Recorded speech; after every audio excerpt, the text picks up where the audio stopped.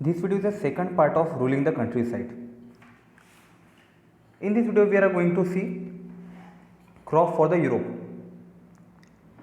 British जो है कौन से जो क्रॉप है यूरोप के लिए इंडिया से प्लांट किया करते थे, इंडिया से जो है इनके प्रोड्यूस करवाते थे. The British also realise that the country could not only yield revenue but also grow crop for the Europe requirement. British को ये भी अब रियलाइज होने लगा जो कंट्री साइड है तो सिर्फ वहाँ से रेवेन्यू नहीं निकाला जा सकता, वहाँ से जो है क्रॉप भी ग्रो किए जा सकते हैं जो ब्रिटिश के रिक्वायरमेंट है. क्यों? क्योंकि उस टाइम में जो यूरोप में इंडस्ट्रियलाइजेशन चल रहा था. By the late 18th century the company was trying it best to expand the cultivation of opium and indigo. तो लेट 18th सेंचुरी में कंपनी क्या कर रही थी, ओपियम यानी अफीम और इंडिगो की जो है कल्टिवेशन करवा रही थी, एक्सपांड करने की कोशिश कर रही थी ज़्यादा से ज़्यादा. In the century and half the follow the British persuade or force cultivated in various part of India to produce other crop. तो सेंचुरी और जो है 1.5 सेंचुरी में ब्रिटिश जो है कल्टिवेटर को फोर्स कर रहे थे कि जो वो चाहते हैं वो प्लांट को प्रोड्यूस करें. जैसे जूट बंगाल में, जिससे जूट से बोरी बनती है. आजकल तो प्लास्टिक के इससे बोरी बन रही है, जो पहले की जो बोरी आती थी वो जूट से बनती थी. Tea in Assam, sugar cane in UP को पहले यूनाइटेड प्रोविंस कहा जाता था. जैसे जो महाराष्ट्र, गुजरात और जो सिंध का थोड़ा एरिया था तो उसे बॉम्बे प्रोविंस कहा जाता था.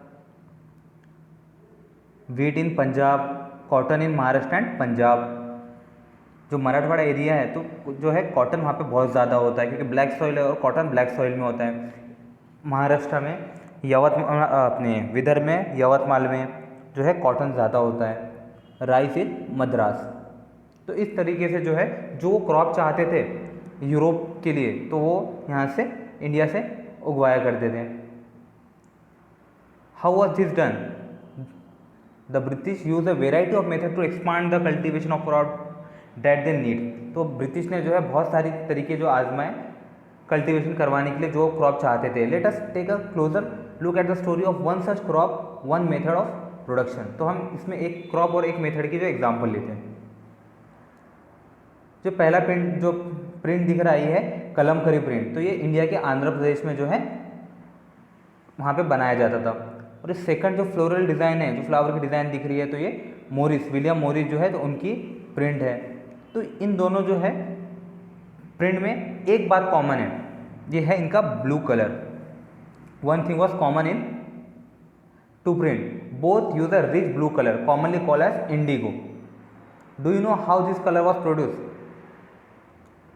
The blue that you see in this print was produced from the plant called indigo. तो ये जो ब्लू कलर है तो ये इंडिगो प्लांट से बनता था. was produced from indigo. It is likely that the blue dye used in the Morris print is in 19th century Britain was manufactured from indigo plant cultivated in India. जो ये Morris print में colour use किया गया है तो Indigo plant से बना है जो इंडिया में बना था. For India was the biggest supplier of Indigo in the world at that time. और इंडिया उस टाइम पे जो है इंडिगो का बिगेस्ट सप्लायर था वर्ल्ड में. Why the demand for Indian Indigo? Indian indigo की डिमांड क्यों? जो इंडिगो प्लांटेशन है वो ट्रॉपिक रीजन में होता है. ये मान लीजिए ये पूरा है अर्थ के बीच में से जा रहा है इक्वेटर, यहाँ पे 0 डिग्री, ठीक है. यहाँ पे 23.5 डिग्री पे जो है ट्रॉपिक ऑफ कैंसर है और नीचे में 23.5 डिग्री पे जो है ट्रॉपिक ऑफ कैप्रिकॉन है. तो जो सिर्फ ये ट्रॉपिक रीजन है, तो ये जो ट्रॉपिक रीजन है यहाँ पे और यहाँ पे, तो यहाँ पे जो सिर्फ है इंडिगो की प्रोडक्शन हो सकता था, ठीक है. By the 13th century Indian indigo was being used by cloth manufacturer in Italy, France, Britain to dye cloth. तो 13th सेंचुरी की शुरुआत से ही इटली, फ्रांस और ब्रिटेन में जो है कपड़े को कलर करने के लिए इंडिया की इंडिगो की जो है उसे यूज़ किया जाता था. However only small amount of indigo reach to the Europe. तो सिर्फ थोड़ा सा जो अमाउंट है तो वो यूरोप तक के पहुँच पाता था इंडिगो. तो उसकी वजह से उसकी जो प्राइजेस है, डिमांड ज़्यादा सप्लाई का मैंने प्राइजेस बढ़ गई. तो वहाँ पे प्राइजेस बहुत ज़्यादा इंडिगो की थी. European cloth manufacture therefore had to depend on another plant. तो यहाँ पे जो है इंडिगो वहाँ पे कम पहुँच रहा था, डिमांड ज़्यादा थी लेकिन सप्लाई कम था, तो वहाँ के यूरोपियन के जो क्लोथ मैन्युफैक्चरर को दूसरे अल्टरनेटिव कुछ ना कुछ ढूंढना था कलर करने के लिए, तो उन्होंने वोट को देखा, तो ये प्लान था। तो ये वॉयलेट और ब्लू कलर बनाने के लिए उपयोग में आता था। Being a plant of temperate zone, जो यूरोपियन कंट्री है वो टेम्परेट जोन में आती है, तो ये टेम्परेट जोन में उगता था, तो इजीली ये अवेलेबल था यूरोप में। और ये नॉर्थन इटली, सदर्न फ्रांस के पार्ट में और पार्ट ऑफ जर्मनी में उगाया जाता था और ब्रिटेन में भी उगाया जाता था, तो आसानी से जो है यूरोप में अवेलेबल हो जाता था क्योंकि वहाँ पे उगता था। Worried by the competition from Indigo, तो इंडिगो के कंपटीशन से जो है वरीड होके वुड के जो कल्टीवेटर थे, प्रोड्यूसर थे, तो उन्होंने यूरोपियन गवर्नमेंट पे प्रेशर डाला कि आप जो है इंडिगो को बैन कर दे, तो कुछ टाइम के लिए बैन भी हो गया था indigo. Cloth dyer however prefer indigo as a dyer, तो जो कलर करने वाले थे क्लोथ को, तो इंडिगो को जो है प्रीफर करते थे। क्यों?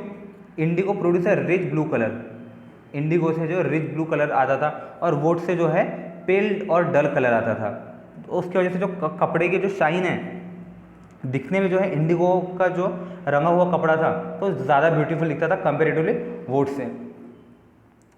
Bye the 17th century European cloth producer persuaded their government to relax the ban on the indigo import, तो 17th सेंचुरी में यूरोपियन के क्लोथ प्रोड्यूसर ने गवर्नमेंट पे जो है रिलैक्स करने के लिए प्रेशराइज किया गवर्नमेंट को, उनसे विनती की।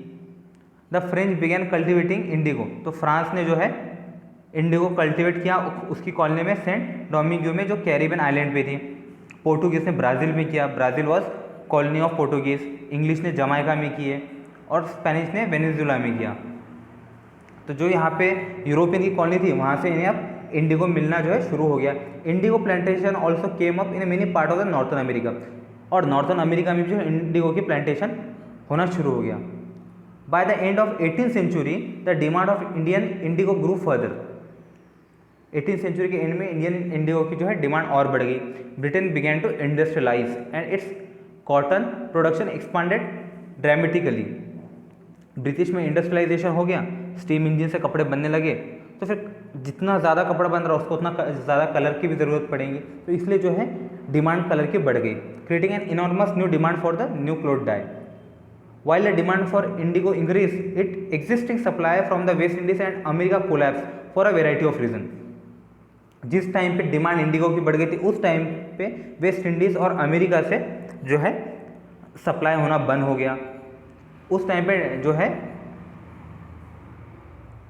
फ्रांस की कॉलोनी डोमिंग्यू में स्लेव्स और प्लांटेशन में जो है स्लेव का रिवॉल्ट हुआ था, जिसमें स्लेव और जो प्लांटर्स के बीच में झड़प हो गई थी। उसके बाद में फ्रांस से जो है स्लेवरी पूरी अबॉलिश कर दी गई। Between 1783 and 1789 the production of Indigo in the world fail by half. 1783 और 1789 में जो इंडिगो का प्रोडक्शन था तो वर्ल्ड में सिर्फ आधा ही हो गया। Cloth dyer in Britain now desperately look for the new source of indigo supply. तो जब इन्हें डिमांड थी और वहाँ से जो है इंडिगो नहीं मिल पा रहा था और इंडिगो का प्रोडक्शन वर्ल्ड में आधा ही हो गया था, तो क्लोथ डायर जो ब्रिटेन में थे तो डेस्परेटली कोई दूसरा सोर्स देख रहे थे जहाँ से उन्हें इंडिगो अवेलेबल हो पाए। From where could this indigo be produce, कहाँ से इंडिगो प्रोड्यूस हो सकता है उसके ऑप्शन देख रहे थे। ब्रिटेन ने जो है उस टाइम पे इंडिया के ऊपर ध्यान दिया, इंडिया की तरफ देखा कि इंडिया से हाँ हो सकता है। Face with the rising demand for Indigo in Europe, जो इंडिगो प्रोड्यूस होता था उसका आधा भी हो गया है यानी प्रोडक्शन वर्ल्ड में, तो लाजिम है कि इंडिगो की जो प्राइस है तो बहुत ज़्यादा बढ़ जाएंगी। तो वैसे हुआ, इंडिगो की प्राइसेस बढ़ गई। The company in India look for the way to expand the area under indigo cultivation.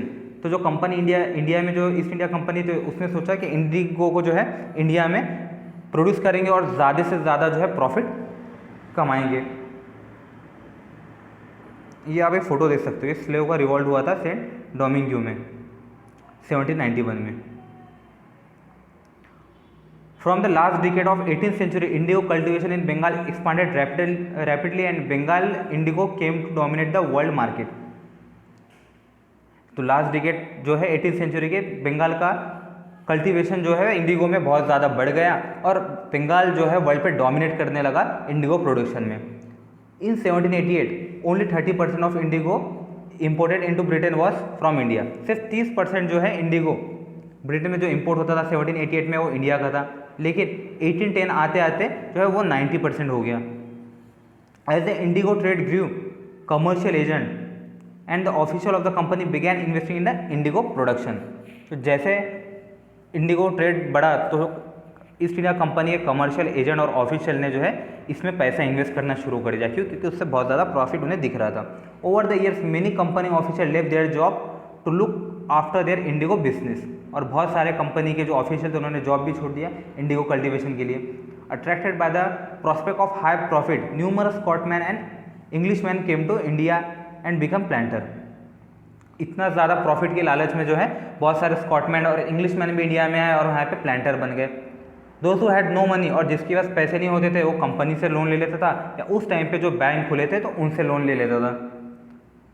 How was Indigo cultivated? तो इंडिगो जो है तो दो जो है मेन सिस्टम में कल्टिवेट होता था, टू मेन सिस्टम, एक था नीज और दूसरा था रायती। नीज, तो इसको नीज को ऐसे याद रखें, निजी, नीज निजी। तो प्लांटर जो है वो खुद जो है निजी तौर पे इंडिगो का कल्टीवेशन करते थे। और रायत थी, तो जैसे हमने लास्ट वीडियो में देखा था रायत यानी फार्मर, तो रायती यानी जो फार्मर से कल्टीवेशन करवाया गया उसे रायती कहते हैं। नीज यानी निजी, प्लांटर जो निजी कल्टीवेशन करेंगे उसे नीज। Within the system of nij cultivation the planter produce indigo in the land that he directly control. नीज कल्टीवेशन में प्लांटर जो है वो डायरेक्टली जो लैंड कंट्रोल करते थे वहाँ पे कल्टीवेशन करते थे, या फिर वो है ज़मीन खरीदते थे या फिर रेंट पे लेते थे ज़मींदार से। And produce indigo by direct employing hired labour, और वहाँ पे जो है लेबर जो है किराए के लगा के कल्टीवेशन करते थे। नीच कल्टीवेशन में क्या क्या प्रॉब्लम आई थी? Planter found it difficult to expand the area under नीच कल्टीवेशन। प्लांटर को मुश्किल आ गई कि एरिया जो है बढ़ा नहीं सकते, क्योंकि उस टाइम पे जो एरिया था वो पहले बढ़ चुका था, तो उन्हें जो है इंडिया में ज़्यादा एरिया दिख नहीं रहा था, क्योंकि इंडिया की पॉपुलेशन ही ज़्यादा थी और सबके पास छोटा छोटा लैंड था, थोड़ा थोड़ा लैंड था। इंडिगो कल्टीवेशन भी cultivate only on a fertile land, और इंडिगो की और एक शर्त थी क्या, वो सिर्फ फर्टाइल लैंड पे कल्टीवेट होता था। And this were all already densely populated, और जो फर्टाइल लैंड था वो पहले से डेंसली पॉपुलेटेड था। Only small plots scattered over the landscape could be acquired. सिर्फ जो थोड़ी बहुत ज़मीन जो बची है लैंडस्केप पे तो वो मिल सकती थी प्लांटर को। Planter need large area in a compact block to cultivate indigo in plantation. तो प्लांटर की ज़रूरत क्या थी, उन्हें बहुत बड़ा एरिया चाहिए था, और इतना बड़ा जो लैंड है प्लांटर को कहाँ से मिलेगा, क्योंकि पहले जो है डेंसली पॉपुलेट था। और उन्होंने अटेम्प्ट किया, उन्होंने कोशिश की कि जो है इंडिगो फैक्ट्री, उस टाइम के इंडिगो गोडाउन के जो है आजू बाजू से ये लैंड ले पाए, वहाँ के किसानों को वहाँ से भगा के। लेकिन अक्सर जो है वहाँ पे कॉन्फ्लिक्ट हो जाती थी और टेंशन हो जाती थी between planter and farmer. Nor was labour easy to mobilise, और इंडिगो प्लांटेशन के लिए उन्हें जो लेबर लगते थे तो इतने आसान नहीं थे वहाँ पे जो है लेबर लाना इंडिगो प्लांटेशन के लिए, क्योंकि जिस टाइम पे इन्हें लेबर की ज़रूरत पड़ती थी उस टाइम पे लेबर जो है राइस कल्टीवेशन में बिजी होते थे। नीच cultivation on large scale was require many plug and bullocks. तो नीच कल्टीवेशन में बहुत ज़्यादा जो है प्लग्स और बुलक की भी ज़रूरत पड़ती थी। 1 bigha of indigo cultivation require 2 ploughs. 1 बीघा जो ज़मीन के लिए 2 प्लग की ज़रूरत थी। This mean that a planter with 1000 bigha need 2000 plough. तो 1000 बीघा के लिए 2000 प्लग लगते थे। 1000 बीघा इज इक्वल टू 1/3 ऑफ 1 एकड़। तो समझिए आप कि 1 एकड़ के लिए 6000 प्लग्स लग रहे थे, तो ये बहुत बड़ा नंबर है, 6000 प्लग 1 एकड़ के लिए। Investing on the purchase and maintenance plug was big problem. तो 1 एकड़, तो उन्हें अगर ज़्यादा लैंड में करना है तो इतने सारे प्लग को खरीदना और उनका मेंटेनेंस करना बहुत मुश्किल हो जाता था। Nor could supply be easily got from the peasant, और पीजेंट से भी जो है ये किराए पे मिल नहीं सकते थे प्लग्स, क्योंकि उस टाइम पे प्लग्स और बुलक जो है बिजी होते थे राइस फील्ड में। Till the late 19th century planter were therefore reluctant to expand area under नीच कल्टीवेशन। तो लेट 19th सेंचुरी में प्लांटर ने भी जो है इरादा छोड़ दिया कि उन्हें एरिया एक्सपांड करना है नीच कल्टीवेशन में। Less than 20% of the land produce Indigo was under this system. तो 25% से भी जो कम लैंड था तो नीच कल्टीवेशन में था जो इंडिगो प्रोड्यूस करता था, और जो बाकी था तो वो था रायती कल्टीवेशन जिसे फार्मर प्रोड्यूस किया करते थे।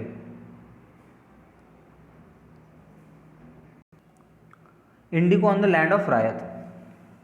तो इंडिगो रायत के फार्मर के लैंड पे कैसे होगा? उस टाइम पे जो है रायती सिस्टम में प्लांटर रायत को फोर्स करते थे कि कॉन्ट्रैक्ट साइन करे, एग्रीमेंट साइन करे, उसे उस टाइम पे उसे कहा जाता है सत्ता। प्लांटर विलेज के हेडमैन को प्रेशराइज करते थे कॉन्ट्रैक्ट साइन करने के लिए on behalf of Rawat. Farmer के बिहाफ पे जो है विलेज के हेडमैन को प्रेशराइज करते थे, और जो कॉन्ट्रैक्ट साइन कर लेता था तो उसे एडवांस में लोन मिला जाता था जो लोअर रेट पे था। But the loan commuted by the right to cultivate indigo on at least 25% of the area under his holding. जब ये एग्रीमेंट साइन करते तो उन्हें लोन इसी शर्त पे मिलता था कि उन्हें 25% जो खुद की ज़मीन पे इंडिगो की प्लांटेशन करना है, और वो भी फर्टाइल ज़मीन पे। The planter provide the seed and drill. Planter seed और ड्रिल देते थे, और बाकी जो करना था वो खुद पीजेंट को करना था, फार्मर को करना था। यहाँ पे आप देख सकते हो ये जो है बड़े बड़े वैट हैं। वैट यानी टाँकी हुआ करती थी, तो यहाँ पे 3-4 टाँकी लगती थी इंडिगो बनाने के लिए। पहले टाँकी में वो जो पत्तियाँ रहती थी तो वो जो पत्ते जो है इसमें पहले टाँकी में डाल देते थे, और उसको कुछ देर तक के सोखने के लिए रखते थे। फिर उस टाँकी को गर्म करते थे, और जब पत्तियाँ पीली हो जाती थी तो वो पत्तियों को फेंक देते थे। फिर बाद में ये टाँकी से दूसरी टाँकी में, जो दूसरी टाँकी उसके नीचे होती थी, वहाँ पे वो सॉल्यूशन को ले जाया जाता था। वहाँ पे एक आदमी रहता था खड़ा हुआ, ये देखिए वैट बीटर। तो ये वैट बीटर का काम क्या रहता था? वहाँ पे जो है यहाँ तक कि वो पानी में डूबा होता था, और वहाँ पे ये जो है वैट चलाता था। उसमें बाद में वहाँ पे लाइम भी मिक्स करते थे। उसके बाद में जो सॉल्यूशन है, जो सेकंड वैट में सॉल्यूशन है, तो ऊपर का पानी साफ़ हो जाता और नीचे में जो है जो स्लरी है वो जम जाती थी। ऊपर के पानी को फेंक दिया जाता था, और थर्ड जो वैट में स्लरी को जमा कर दिया जाता। फिर बाद में उसको सुखा के उसके जो है इंडिगो के ऐसे पल्प बनाया जाता था, और उसको प्रेस करके मोल्ड करके बेचा जाता था। ब्लॉक बनाए जाते थे इंडिगो के। When the crop was delivered to the planter after the harvest a new loan was given. तो ये अभी रायती सिस्टम हमारा चल रहा था। तो जब प्लांटर क्रॉप डिलीवर करता था तो उसे नया लोन दिया जाता था फिर से जो है इंडिगो उगाने के लिए। तो ये साइकिल चलती रहती थी, और जो कुछ पीजेंट को पहले जो है लोन का सिस्टम अच्छा लग रहा था कि कम कीमत में मिल रहा है, तो बाद में उन्हें पता चला गया और समझ में भी आया कि जो सिस्टम है बहुत हार्श है, और जो उन्हें इंडिगो की प्राइस मिल रही थी वो तो बहुत कम थी, और ये साइकिल जो है लोन का वो कभी ख़त्म नहीं हो रहा था। There were other problems too, और अलग भी दूसरे भी प्रॉब्लम थे। प्लांटर यूजुअली इंस्टेड और प्लांटर जो है फोर्स करते थे कि जो सबसे फर्टाइल ज़मीन है वहाँ पे आप जो है इंडिगो उगाइए, और वहाँ पे जो प्लांटर है वहाँ पे राइस उगाना चाहते थे। और इंडिगो की और एक जो है प्रॉब्लम थी कि उसके डीप रूट हुआ करते थे। जहाँ पे एक बार इंडिगो का प्लांटेशन हो गया वहाँ पे जो है राइस का प्लांटेशन नहीं कर पाते थे, और ज़मीन जो है थोड़ी सी अनफर्टाइल हो जाती थी।